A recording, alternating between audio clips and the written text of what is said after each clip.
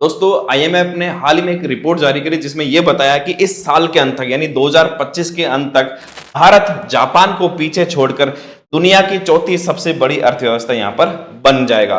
उसके बाद अगर हम बात करें तो अब टॉप 3 में अमेरिका, चीन और जर्मनी है और भारत चौथे नंबर पर आ जाएगा।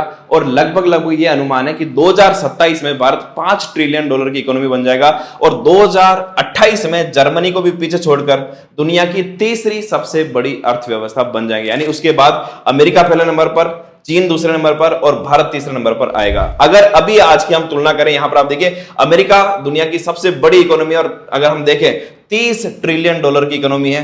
चाइना की यहां पर $19 ट्रिलियन के आसपास इकोनॉमी है। जर्मनी की 4.74 और भारत 4.19। आप देखिए यहां से इसमें कितना बड़ा गैप आपको यहां पर देखने को मिलता है। अगर मैं यहां पर आपको बात करूं, देखो भारत क्या कभी चीन को, अमेरिका को पीछे छोड़ पाएगा? अगर हम इसको देखें तो ग्रोथ रेट देखिए, अमेरिका की ग्रोथ रेट अभी सिर्फ 1.8% के आसपास चल रही है। चीन की क्योंकि विकासशील देश है 4.0 के आसपास।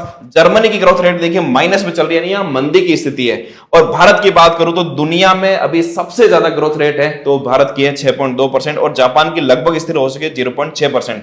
अब सवाल आता है क्या भारत कभी अमेरिका और चीन को पीछे छोड़ सकता है? विशेषज्ञों की बात माने जो इकोनॉमिस्ट हैं वो बोलते हैं कि 2075 तक भारत जो है अमेरिका को पीछे छोड़ सकता है, यानी आज से 50 साल बाद।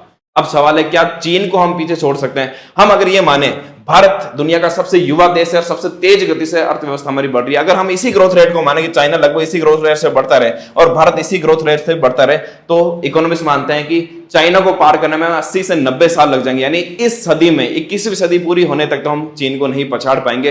देखते हैं कि कैसे वो पछाड़ पाता है या इस सदी में हो पाता है या नहीं हो पाता। लेकिन एक इंटरेस्टिंग फैक्ट मैं आपको बताता हूं कि 2047 में जब भारत आजाद हुआ था लगभग चीन की और भारत की जो इकोनॉमी थी ना वो लगभग बराबर थी। यहां तक कि 1980 के दशक में भी भारत की और चीन की इकोनॉमी लगभग बराबर थी।